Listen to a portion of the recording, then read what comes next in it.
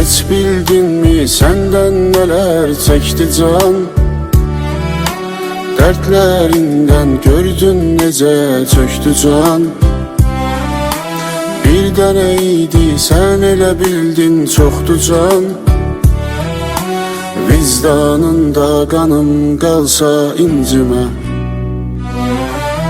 Kar qəlbini daha necə səsləyim? Sevgidənsə bəlkə nifrət bəsləyim. Daş ürəyim can çürüdən tərsliyin. Məni səndən vaxtsız alsa incimə. İstəməzdim ömrüm solan bağ olsun. Mənsizliyin bir dözülməz dağ olsun. Koymadın ki bircəciyi ağ olsun. Günlər sənə qənim qalsa incimə.